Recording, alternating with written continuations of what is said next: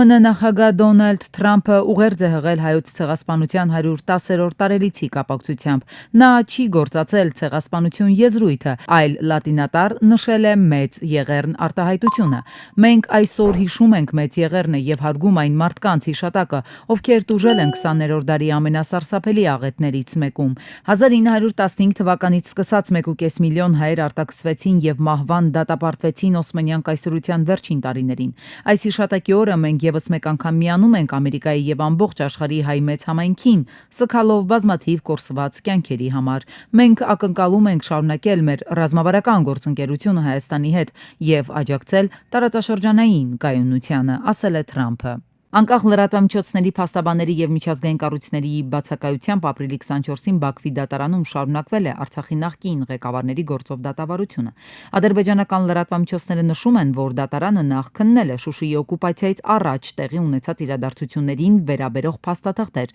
մասնավորապես 1989-ի դեկտեմբերի 13-ից 14-ի միջադեպերի մասին։ Ըստ դատախազների ներկայացրած փաստաթղթերի մինչև օկուպացիան հայկական զինուժը հրթիռակոծել ու հրետակոծել է Շուշին ու հարակից գյուղերը։ Այս իրադարձությունների ժամանակ ադրբեջանցիներ են սպանվել եւ վիրավորվել կամ գերի ընկել։ Այս փաստերով քրեական գործեր են հարուցվել։ Դատական նիստը կշարունակվի այսօր։ ԱՄՆ կոնգրեսական Ադամ Շիֆը լուսանկար է հրապարակել հայոց ցեղասպանության 110-րդ տարելիցի առիթով Գլենդելում կազմակերպված հիշատակի արարողությունից կից կատարելով գրառում։ Գլենդելի հայ համայնքի հետ հայոց ցեղասպանության 110-րդ տարելիցի առթիվ մենք պետք է հակազդենք Ադրբեջանի շարունակվող ագրեսիային եւ պնդենք հայ ռազմագերիների ազատումը։ Մենք պետք է արդարություն պահանջենք։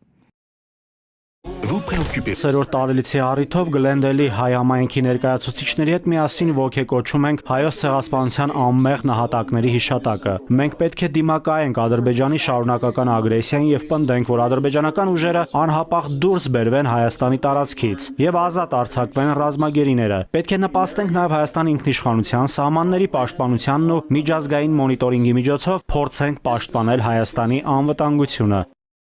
Հայաստանում Եվրամիության դիտորդական առաքելությունն իր սոցիալական էջում խմբագրել է հայոց ցեղասպանության 110-րդ տարելիցի վերաբերյալ արված գրառումը, որում ցեղասպանություն եզրույթն էին նշել։ Եվրամիության դիտորդական առաքելության գրառման նոր խմբագրված տարբերակում բացակայում է ցեղասպանություն բառը։ Անհավանական ցինիզմ եւ ստորություն, այսպես է Ռուսաստանի արտաքին գործերի նախարարության պաշտոնական ներկայացուցիչ Մարիա Զախարովան արձագանքել Հայաստանում Եվրամիության դիտորդական առաքելության կողմից հրապարակման մեջ ցեղասպանություն բառով գրառումը հեռացնելու քայլը։ Պատմությունը պահանջում է պարզություն, ոչ թե վախկոտություն, ասել է կոնգրեսական Ֆրենկ Փալոունը քննադատելով Թրամփին հայոց ցեղասպանություն եզրույթը չգործածելու համար։ Նախագահ Թրամփի կողմից հայոց ցեղասպանության թույլ ոգեկոչումը նվեր է ժխտողականներին։ Ամերիկայի Միացյալ Նահանգների ճանաչումը պաշտոնական է եւ անշրջելի, բայց ցեղասպանություն բառը օգտագործելուց նրա հրաժարումը խարխլում է ճշմարտությունը եւ անարգում է 1915-ի զոհերի հիշատակը, գրել է Փալոունը։ Ամերիկայում ապրող թուրք հայտնի պատմաբան Թաներ Աքչամը պատրաստում է իր ցեղասպանության համառոտ պատմություն գրքի անգլերեն տարբերակը։ Գիրքն ի սկզբանե լույս է տեսել թուրքերենով 2021 թվականին։ Աքչամը զրույցում նշել է, որ Ամերիկայում հրատարակման պատրաստվող անգլերեն տարբերակում ավելացվել են մի քանի նոր փաստեր, այդ թվում 1909 թվականին Ադանայում հայ բնակչության ջարդերի մասին, որոնք պատմաբանը գտել է Օսմանյան արխիվներում։ Ամերիկայում հրատարակությունը նախատեսված է հաջորդ տարի գրքի թուրքական տարբերակում երկու բաժին էր ներառվել այն հարցերի մասին, որոնք թուրքական հասարակության մեջ առ այսօր քիչ են քննարկվում։ Դրանցից մեկը քրդերի դերի մասին է, մյուսը ցեղասպանության ժխտման պատմության մասին։ Ավրորան մասնակցել է Երևանում տեղի ունեցած ապրիլի 24-ի հիշատակի միջոցառումներին։ Հայոց ցեղասպանության 110-րդ տարելիցին Ավրորա մարդասիրական նախաձեռնությունը եւ Աֆեան նախաձեռնություններ Հայաստանի համար հիմնադրամի եւ գործընկեր կազմակերպությունների ներկայացուցիչները նախաձեռնել էին մի շարք միջոցառումներ։ Հայոց ցեղասպանության նահատակների հիշատակին նվիրված Ծիծեռնակաբերդի հուշամալիրում ծաղիկներ խոնարհելուց հետո Մատենադարանում բացվել է Մատյան մարդասիրած ձեռագրի ցուցադրությունը։ Օրվա եզրափակիչ միջոցառումը Ավրորա Մարդիգանյանին նվիրված հուշակոթող քանդակի մոտ էր։ Մարդասիրած Մատյանը նաև Ավրորա մարդասիրական նախաձեռնության եւ Մատենադարանի համագործակցության մի յուրօրինակ դրսևորում է եւ երկու կարևոր ուրեմն հաստատությունների եւ նախաձեռնության ուրեմն համագործակցության, որն ուղղված է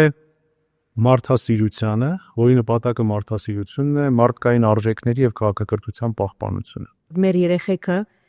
ինչ որ մի բան ստեղծած են, որը մենք մեծ բարիբով կհրամցնենք մարդկության։ Եվ իրականության մեջ մեր պատմությունը ամբողջական ցևով այդ է եղել։ Մենք շատ ունեցել ենք մեր սիրուն արվեստը, քանդակները, մանրանկարչությունը, եւ մենք կարողացել ենք ինչ որ ցևով մաս կազմել այդ ամեն ինչը մարդկության ժառանգության։ Եվ այսօր այս ուրեմն մադյանը հենց այդ կխորհրդանշեմ։ Հայաստանի Հանրապետության նախագահ Վահագն Խաչատուրյանը ապրիլի 26-ին Սուրբ Աթոռում Վատիկանում կմասնակցի Հռոմի Սրբազան քահանայապետ Ֆրանցիսկոս Պապի հուղարկավորության արարողությանը, հայտնել են նախագահի աշխատակազմից։ Կրեմլը պատրաստ է Ուկրաինայի հարցով համաձայնության գալ Ամերիկայի հետ, այս մասին հայտարարել է Սերգեյ Լավրովը։ Նա միևնույն ժամանակ նշել է, որ որոշ տարեր վերափոխման կարիք ունեն։ Եվ ես եւս կարծում եմ, որ ճիշտ է, մենք շարժվում ենք ճիշտ ուղղությամբ, ասել է Լավրովը։ Հարցին թե ինչու են խաղաղ բնակիչներ զոհվում այդ դեպքում, երբ Ուկրաինան հայտարարել է զինադադարի պատրաստակամության մասին, Լավրովը պատասխանել է. Մենք հարվածում ենք միայն ռազմական օբյեկտներին կամ քաղաքացիական այն օբյեկտներին, որոնք օգտագործվում են զինվորականների կողմից։ Ռուսաստանի Դաշնության ՀՕՊ համակարգերը ապրիլի 25-ի գիշերը ոչնչացրել են ուկրաինական զինված ուժերի 79 անօդաչու թռչող սարքեր, որոնցից 59 որսացել են Ղրիմի երկնքում։